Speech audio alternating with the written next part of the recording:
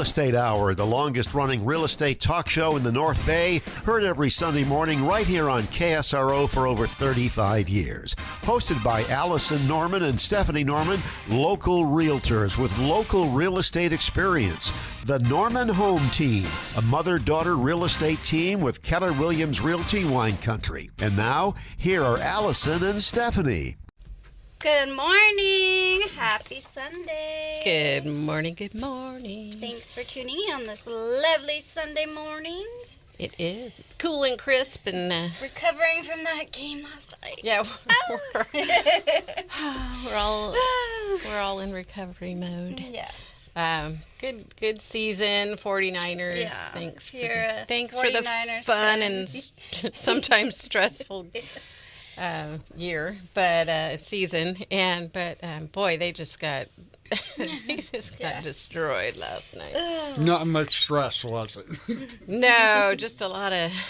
Are you kidding me? A lot of yelling at the TV. Are you kidding me? And then I just ended up, Mom, why am I doing this to myself? I'm going to watch something else. Yeah. I'm going to do something else anyway. But the Niners are done for the year now.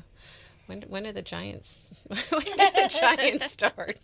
When's the opening day for the Giants, Joe? Do you know? Is it coming up in a little bit? Oh boy, late March. Okay, well that'll be here in no but time. Spring for my birthday. Yeah. Spring training's early February, I believe. Good. But anyway, it doesn't take long to change, does it? Right. I know. Switch. But there is still a Super Bowl coming to Santa Clara. Yeah. And that'll be interesting. Will be. To see who ends up there. What's your guess, Joe? Boy, Seattle looked pretty good, didn't they? Yeah, they look I won't good. be surprised if it's the Rams and Denver. Although Denver lost their quarterback yesterday. Oh, so no. That's a tough one, but yeah, we'll see. it's hard to say. Coin flip. That's from and today's sports guy, games Joe are going to be Pasquini. the weather games. I think they're expecting snow in New England. Oh. And very cold in Chicago. Okay, well. There's your sports update. Yeah, there's your sports Joe. from Joe Pasquini, who also is our runs our board every Sunday morning. And thank you very much. We always kind of talk to you off to the side, and people don't know who you are if they're new to the show.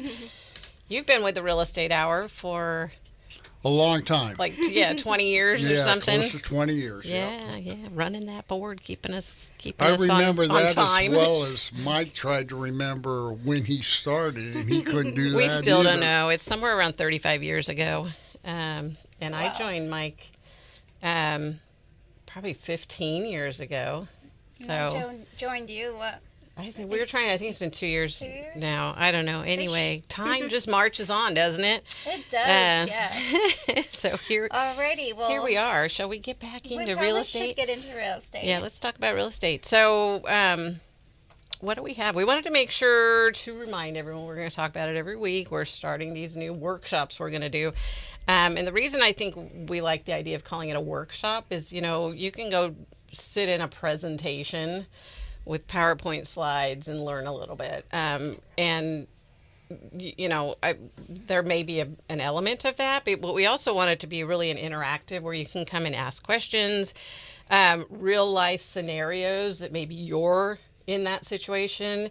We're going to have people there, other professionals there that kind of help you through the process without being pushy. There's no sales. There's no, you have to do something, We're going to feed you a little bit. We're going to feed you with knowledge and food. Yeah, and we're going to probably have surprises. This is all kind of a work in progress.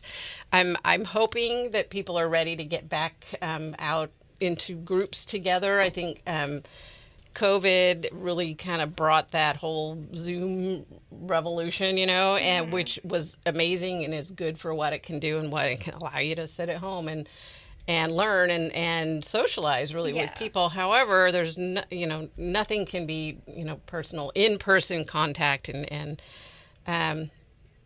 not contact, but Yes.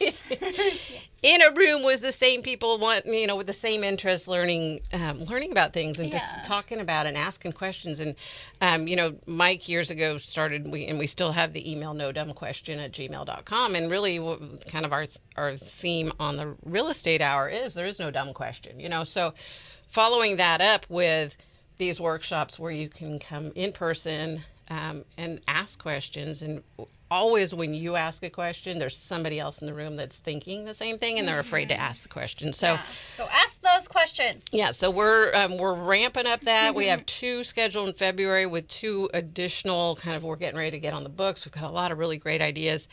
The 2 coming up in February, 1031 exchange. And it's really going to be for seasoned investors and anyone that's interested in learning about investing in real estate and how you can strategize. You can take your primary residence that maybe you have a big chunk of capital gains because you bought a while ago and now you've got a lot of equity growth, but then there's taxes on that. So there are ways you can take that, turn it into an investment property, and then you can buy another house. There's all kinds of strategies. And so we're going to talk strategy with that. Russell Marsan, who's with IPX 1031, exchange intermediary. And when are we doing that one? That's going to be on Tuesday evening of February 10th. And then, and we're going to this is all kind of, we're just getting it set up. Our ads come out. We did new commercials on Friday.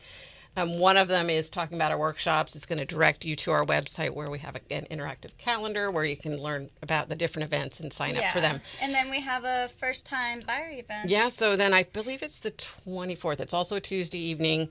And that's going to be with Amanda Hager, who was on last year, end of last year, talking about first-time buyers, different kind of loan scenarios, different things that you should really know. And really, we talk about it all the time, Stephanie especially, to her friends who are in that younger millennial group where they're, we're not ready. We're not ready. We're not ready to talk to a lender. It's like, yes, maybe you're not ready to buy a house, but it's never too early to start talking to a lender and even talking to your realtor, and how can we strategize and get together as we're your team. We want to be part of your team. We're not going to force you into anything. Anyway, so this will be a really good thing. First time home buyer workshop is going to be on February 24th. Okay, perfect. So Tuesday evening.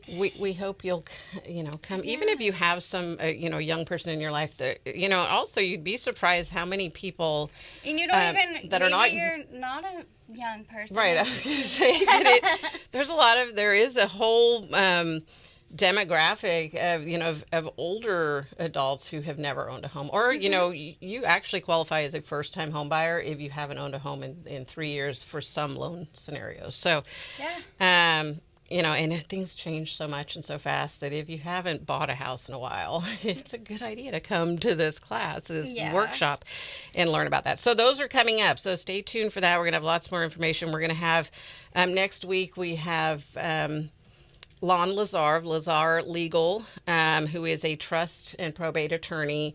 He's going to be calling in to the show to talk about the importance of having your real estate in a trust and really having a trust in general and why that's important to avoid probate and the difference between what if you don't have a trust, what if you do, what if you have a will, what if you don't have a will, all the things. We're going to talk about all those scenarios. And he also said he'd be happy to do a workshop with us. And I think that would be really helpful for somebody to really kind of dig into those deeper questions that you're not going to hear just somebody talking on the radio about. So we have quite a few exciting events coming up. Yeah, and Tricia Guido with ADU, too, the head ADU Center is going to do a workshop with us as well about, are you ready to get an ADU in your yard, in your backyard? We also have what we're talking about today that is other than our workshops that are super exciting. We're going to be talking about the the benefits and non-benefits of buying a house with your friend. Yeah, a friend or a family member, anybody that you're not married to, even if it's like boyfriend, girlfriend, or boyfriend and boyfriend. If it's if you're not married, it's a whole different thing, and so you really need to have a strategy, especially if it's a family member or a friend, but also really anyone that is buying together,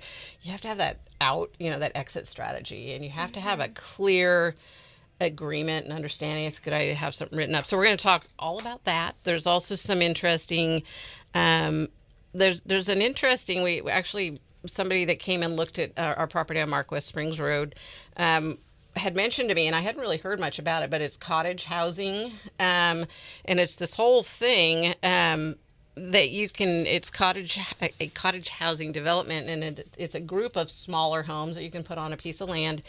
County of Sonoma has on their website information about it, so it is something that they allow, and you have to, as long as you have like a central.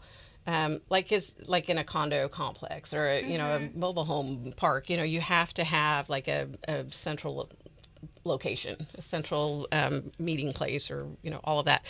So we're going to talk a little bit about that, and then really along with that, the how to hold title. Yes. So, and we also have the market update from Sonoma County single family residential. yes, and all the Sonoma County. Yes. Condo, mobile home, and then you have the market. Oh yeah, I slash. have single-family residential rental. Yeah. I wanted to, before we take a break, reminder, 2 things. We have a new listing coming up. It's going to be hitting the market. Hopefully we have everything ready by, I think, the 26th of January. And that is, I think that's the date whatever that Monday, Monday is. Be on broker tour on Tuesday, but it's in the JC area, which is a really desirable location. A lot of people just kind of love that eclectic feel of all the different era homes in that. So it has a quote unquote ADU. It has a garage conversion that they do have that as a separate unit. That always gets a little tricky when anyway, it is going to be a really nice, it's a very nice listing. I think it's going to be a pretty popular thing because people like that area. But it's a 2-bed. The house is 2-bedroom, 1 bath. The garage does have an additional bathroom in there, and then in a small kitchen in there as well. So, and it's all under one roof. It's a nice breezeway, really cute backyard. There, it's a great location, close to the JC, which is why a lot of people like that neighborhood over there. And we're listed at $735. And I think, it's going to be a really nice listing. It's a great property. I think so too. So without giving you address, I'll just tell you it's on Humboldt Street. But don't go by because we're not quite ready yet. And the homeowner is working real hard to get it ready. But it looks beautiful on the outside. And there's just, that typical, decluttering and getting things put away so the house is presentable. There's a difference between being presentable for everyday living and being presentable for the market. And so we're just clearing things. We always recommend that people downsize and declutter and all that good stuff. So anyway, that one's coming up in a couple weeks. And don't forget about our Mark West Springs Road listing. $1,350,000 for the whole 35 acres with a 2-bedroom, 2-bath manufactured home on a permanent foundation with a 4-bedroom septic system, a real strong well, and then there's 2 parcels. The other parcel has its own well. It's an old septic perk that needs to be re-upped and lots of room to build. So that one by itself, $595,000. The 2 together, $1,350,000. So and we got a lot of other stuff coming up. So stay tuned for that. I think it's going to be busy. When you hear the numbers, you're going to see the market's coming up, which is what always happens as we head into spring. So, should we take a break? Probably should. Joe's going, take a break. Okay, we're going to take a break. I'm Allison Norman. I'm Stephanie Norman. We are the Norman Home Team, and you're listening to The Real Estate Hour. We'll be right back. Good morning. Welcome back. Happy Sunday morning. It is Sunday. What is today? The 18th. 18th. Tomorrow is Martin Luther King. Yes, MLK Day. MLK Day. So, and I've seen a lot of places you saying, I think Sonoma County Parks or Park and Rec or something, we're talking about kind of day of giving back, day of service in honor of MLK. So, and I think some of the state parks and local parks where you normally have to pay. They were doing a day of free. Oh, nice. Don't quote me on that, but I did hear something about it. I didn't confirm We it. will But confirm that after the show and post it on the Real Estate I Hour did hear page that. But on anyway, Facebook. but it's always a good day to kind of do a day of service if you have the day off. A lot of places aren't closed and business as usual. I think the title companies are closed. I don't know of the banks, and I know there have been some recent changes. But anyway, so celebrate it as you would like to celebrate it. And it's important stuff. Anyway, so let's do the numbers. Get Good that idea. out. Then we're going to dive into how to hold title, the benefits, pitfalls, risks, and all the good, bad, and ugly of owning property with a friend. A little bit about TICs, which is a tenant in common, and real estate investment trusts and groups, all that good stuff. But we'll talk about that at the bottom of the hour after the 9:30 news. But let's get the numbers out so you can see what's currently happening here in Sonoma County. We're kind of ramping up for the spring market, and everybody, so many people say, let's wait till spring. Don't do that. Don't wait till spring, darn it. And really, I mean, if it works, if that's what works for you, you're not going to be ready until spring or something, or maybe you want to get your house sold like by summer because when the kids are out of school, and that's when you're going to make your move. There's reasons why timing makes sense for you, but realistically, if you can, put your house on the market before the spring rush comes in. Yes, because you want to be a house of few, not many. Yes. You want your house to stand out, not blend in with the other ones. Yes, right. Because when buyers have a lot to choose from, they're much pickier, and they're much more feeling like they can ask for more things, and they're going to ask for credits. They're going to ask for things to be fixed. They're going to ask for closing costs, which they may do anyway because maybe they need that. But you see it more when there's more to choose from. And then you're going to probably have to do more work to get your house ready because people are looking. They have more to choose from, and they're pickier. Exactly. So you want to do that. Same goes, with buyers. If you're waiting till the spring market to buy. As more houses come on the market, more buyers come to the market, and now you're competing with more buyers. So there's a combination of there's more homes to see, there's also more buyers out there, and so then prices can go up when there's competition. So Exactly. It's you gotta, competitive. Yeah, so if you're looking, keep looking, don't wait, and just know that more stuff is coming on the market if you're not finding what you're looking for. But as you do that, just remember that there's also going to be more buyers coming when they see the inventory they want. Anyway, so let's take a look at the everything that's happening in real estate in Sonoma County market. Every nook and cranny of Sonoma County. Single family homes, there are currently 949. I'm sorry, 900. Wow.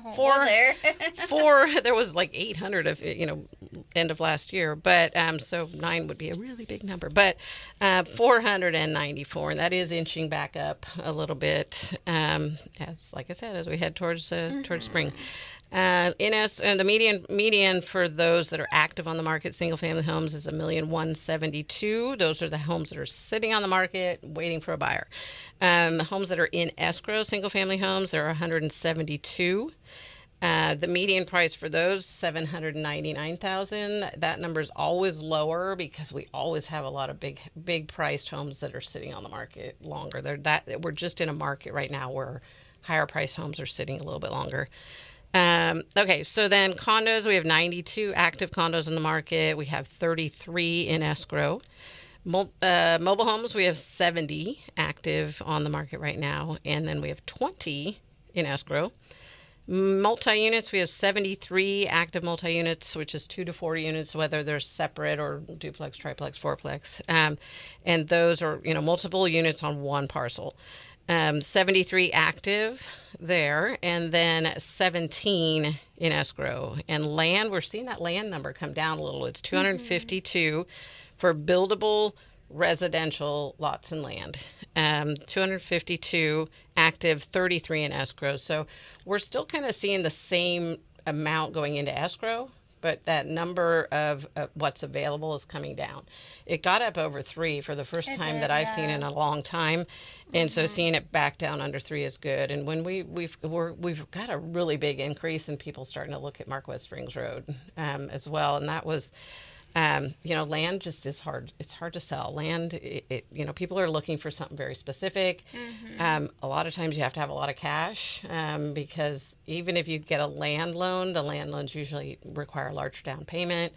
And not as many lenders offer them. So there are definitely some ways to do that. And we'll probably, I want to get with a land lender and have a workshop on that, buying land and all of the things you need to know buying land. So stay tuned for that because I think that's a really big one. A lot of people, we hear all the time, people going, I want to buy a little piece of land and then I'll just put a mobile home on it or I'll just park my RV, I'm just like, okay, well, hang on, there's zoning, Yeah. Anyway, so, okay, we got 2 minutes left for the break. Stephanie's going to, anyway, that was a look at the full market. Stephanie has a look at what happened this last week, right? I have a snapshot from last Sunday to today for Sonoma County single family residential. So for new listings, we have 80, which is actually up high. It's higher than it was last week, and it just shows that we're heading into the spring market. More houses are going on the market. So as we were saying, if you were looking to sell your home, get it on the market now. Don't wait. So 80 that just came on the market this last week. Wow.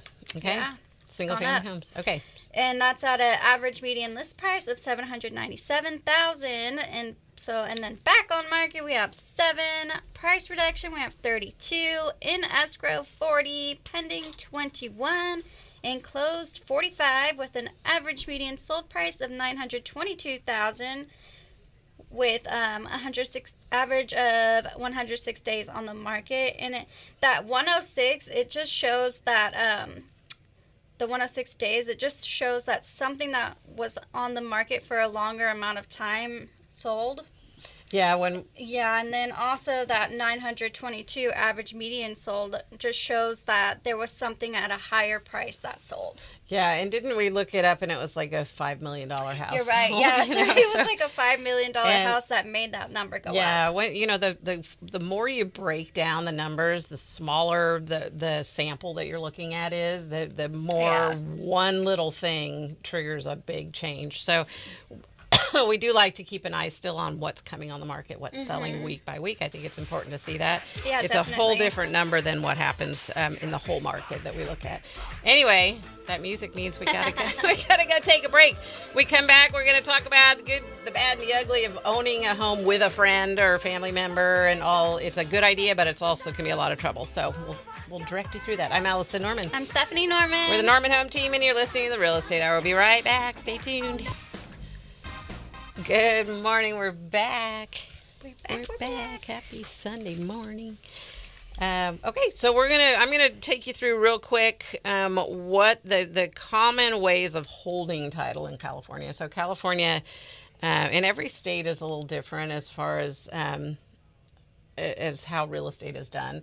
This is not necessarily specific to California, but there are other states where you meet with attorneys and you have a judge and you have all these things. Not a judge. That's if you have a foreclosure.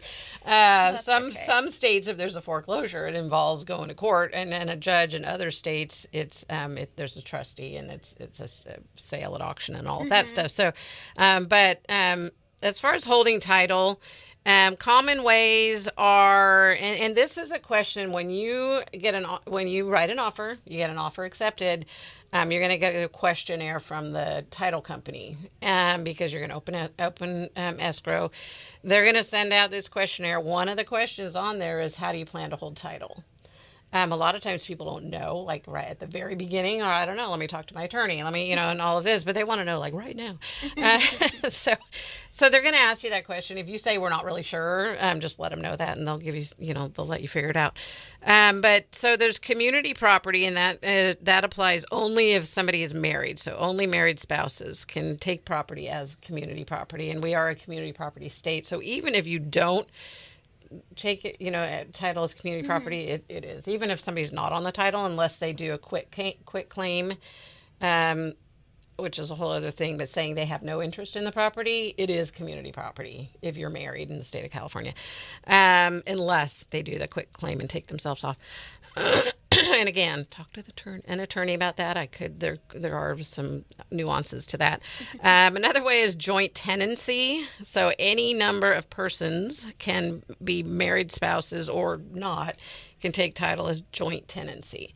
And that's the ownership interest has to be equal in that part. So they have to own 50-50 or 33 and a third and 33, It has to be equal. Tenancy in common, any number of persons can be, and it can also be a married spouses. Ownership can be divided into any number of interests, equal or unequal. So somebody could own 10% or 25% and the other person can own 75%. It would probably be that person put in, 25% of the down payment, and they want to own 25% of the title or whatever your agreement is. Partnership holding title, only partners, any number. So partnership, I think that's like if it's an LLC or something, those partners can, not partners as in a relationship, but partnership as in an LLC. And the holding trust holding title. This is really common if somebody has a revocable trust, where they just like we're going to talk about with Juan Lazar next week, but putting your property into a trust, so that now you are the trustee of your trust. Your house is actually owned by your trust in that situation. There's a lot of really important protections for doing that. So a lot of people will, when they take title to a property, they'll put it in their trust. So that's basically the trust is buying the property. Individuals, groups, or persons, partnership, or corporations, or a living trust, which is the same as a revocable trust. And then community property with right of survivorship is a really common one. Then it's only for married spouses. So there's this whole long list of why and what, and we're happy to send you this list, and maybe we'll post this on our Facebook page as well. That's a good idea. We usually put it in our buyer packages, and so that you can really understand it. All of the title companies create these lists and put them out. We can't give you advice as to how to take title. Yeah. So that's the important thing. A lot of people say, I don't know, what should we do? It's like, I don't know. Talk to your attorney, talk to a family member, talk to the person you're buying property with, and really understand what these different things mean. So those are the different ways to take title. So the ones that you can do, with a friend or another family member that you're not married to, which you wouldn't be married to a family member, a person that you're not, the person that you're not married to, that you're buying real estate with. It's joint tenancy in common. A partnership holding title, I think that's a whole other animal, if you have an LLC and you're holding title that way. And then the trust, I've had clients where they are married. They bought the property as joint tenancy because they each have an individual trust, which was interesting. And so the trusts bought them, and so I believe that was a joint tenancy situation. So anyway, there's all different kinds of ways to do it. Yeah, definitely. But if you're buying with somebody you're not married to, you're gonna be looking at joint tenancy or tenancy in common. Those are the two really, and then you have to decide what works best for you. But so, what are some of the benefits?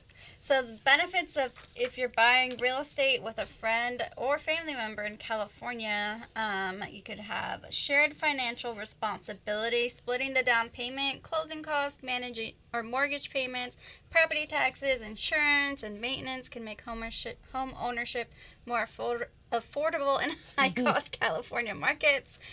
Increased buying power, combining income and credit may allow you to qualify for a higher purchase price or better loan terms. Faster entry into the market, buying with a friend may allow you to purchase sooner rather than waiting to buy a loan. Shared equity growth, as the loan balance decreases and the property appreciates, both owners build equity. And then shared responsibilities, maintenance, upkeep, and management tasks can be divided.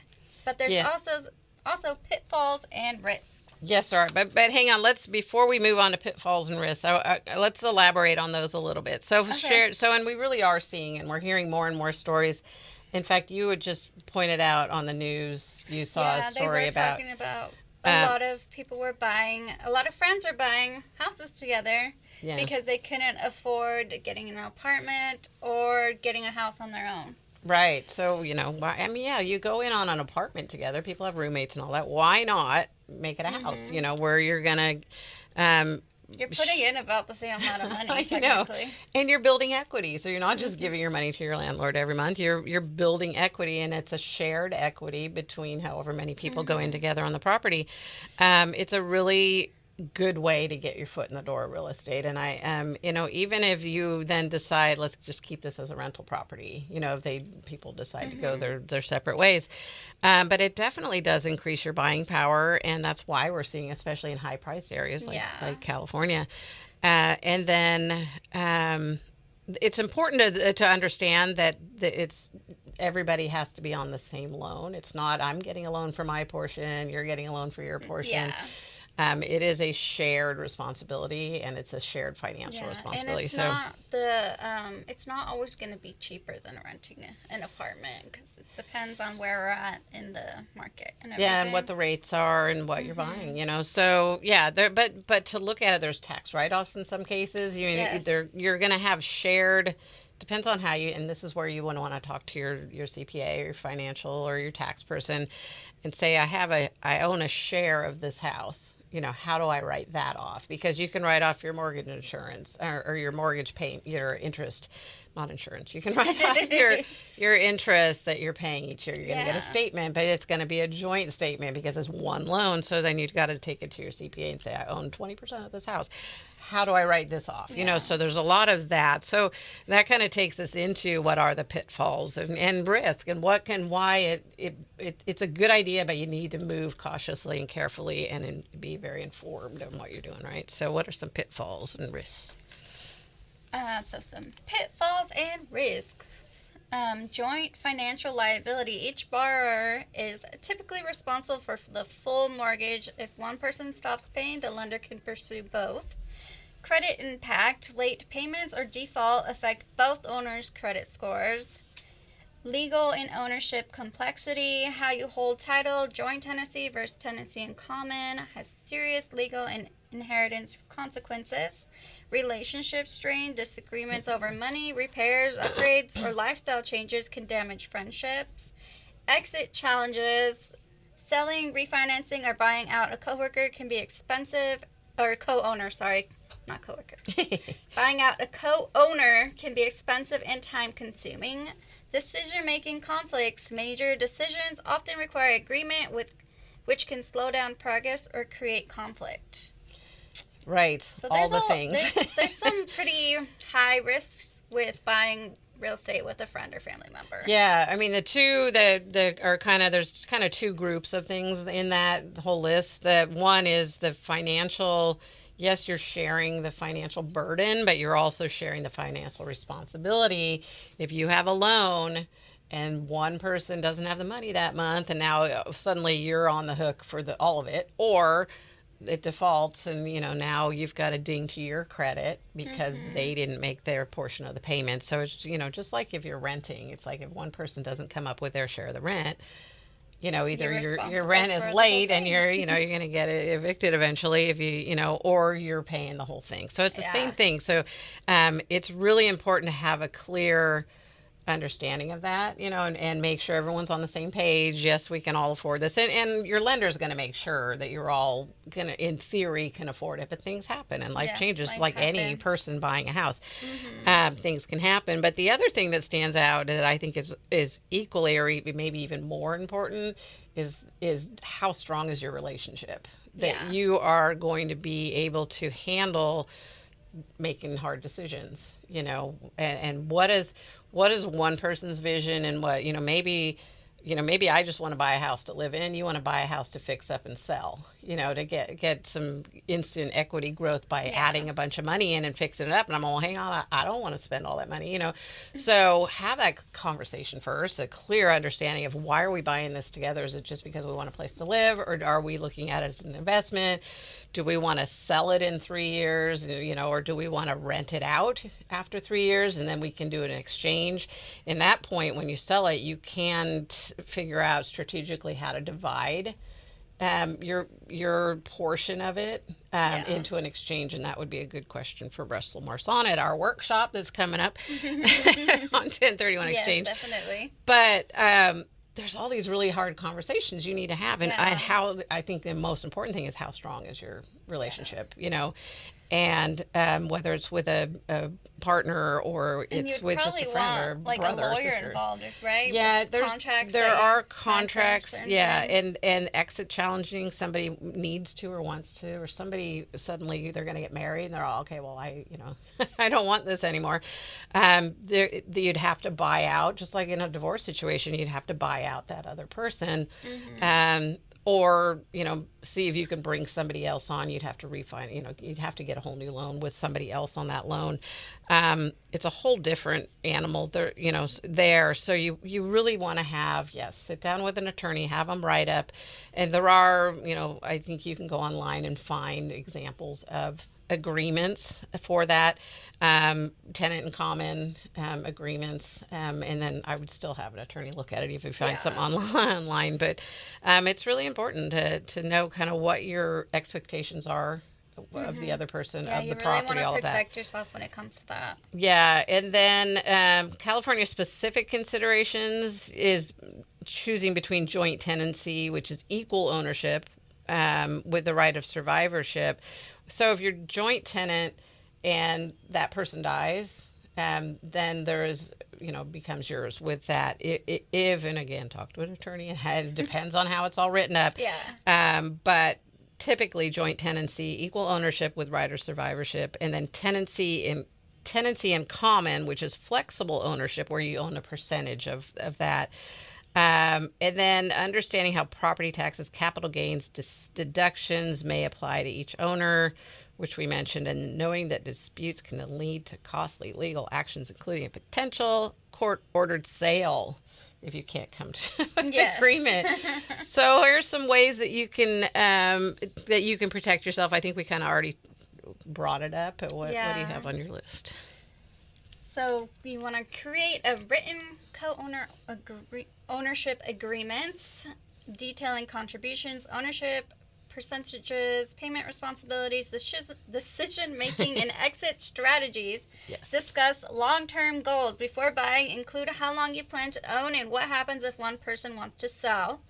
And consult professionals, that's a big one, such as a real estate attorney, lender, and a tax advisor before finalizing the purchase.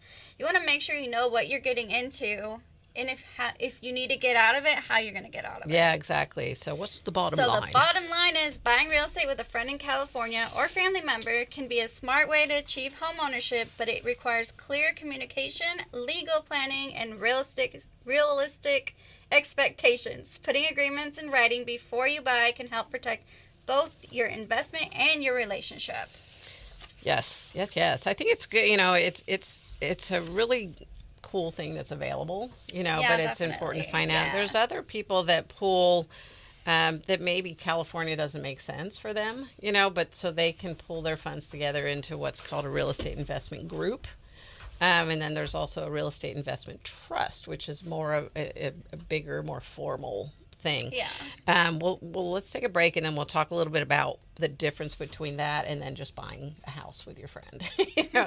And if you're looking at more as an investment, then I mean, any home purchase, in my opinion, it's an investment. Is an investment, but there's some strategic ways to make it very specifically an investment product or investment tool, not just a place you're going to live. So let's talk about that when we get back. Okay. Yeah, definitely. Take a quick break. I'm Allison Norman. I'm Stephanie Norman. We are the Norman Home Team, and you're listening to the Real Estate Hour. We'll be right back. Good morning. Good we morning. Are back. Happy Sunday. Happy Sunday. Thanks for tuning in to lovely Sunday morning. Yeah, so we're diving into we talked with Trisha Guido last week with the ADU Center and talked about building an ADU in your backyard and or on your property and the different things like that. And that's also a good option, if you're buying with a friend. You're living in the house, they're living in the ADU. Maybe you want to do a tenant in common in that situation because you're owning a smaller portion or whatever you decide. Maybe it makes sense. You're all, that's fine, I'll pay for the whole thing. Especially if there's a bunch of land involved too, but that's all a decision that you're going to be making when you have that whole conversation and sit down and understand that. But there's just a quick note on the TIC, which is an acronym, TIC, for Tenants in Common. And so we talked pretty much, that's the one where each owner holds a specific percentage of ownership. They do not have to be equal and are clearly stated on the title. Each owner's interest is transferable and inheritable, meaning it passes through their estate rather than automatically to other owners. And that's, excuse me, the difference between joint tenancy and tenant in common. Mm-hmm. The tenant in common, it transfers to, it's inheritable. They can name, a beneficiary or, who's going to get the property when they pass. And then you do have to get a loan for the whole. They consider the whole thing one property. There are very specific and rare exceptions where you can get a separate TIC loan or TIC loan, tenant in common loan. In most purchases, though, the answer is no. You cannot get a loan just for your portion, even if it's a tenant in common, not joint tenancy. And so, most lenders. If they can't, if they have to foreclose, they can't foreclose on a portion of the property. They're going to foreclose on the entire thing. So that's why they shy away from that. But it's just important to know. But so that's a TIC, and a TIC you hear a lot in San Francisco. There are where they're clearly defined portions of the house. To where TIC as in tenancy in common. Yeah, to be a lot of time you just hear it's a TIC. So it's a TIC. So now you know what a TIC is, yes. Other than the tick that you find crawling up your leg when you've been out hiking. Not that kind of tick. So, on a larger level, there is a real estate investment group.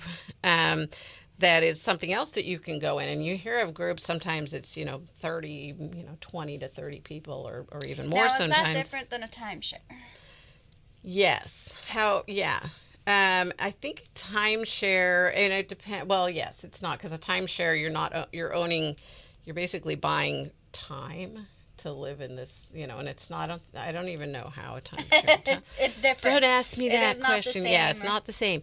But no, you're actually all going in as a group and buying a piece of real estate, and a lot of usually it's big multi-unit apartment buildings, and so then you're buying into that. You have shared ownership, and you are.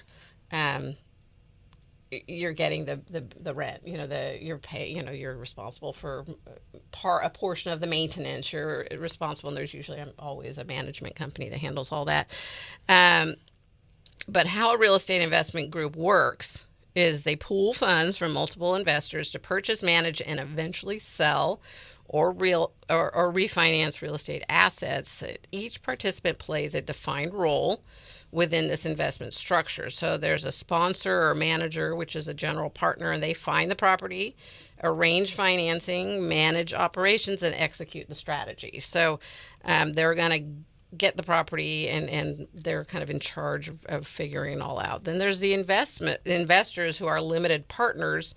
They contribute capital, so they're putting the money in. They're receiving returns, so they're getting any of the money back that is profit. After all, everything everything is paid, and then they aren't involved in the daily management. So you're just putting, say you've got an extra, $50,000 you want to invest. So you can find the group. They're all over the place. We can help you find some if you need some help with that.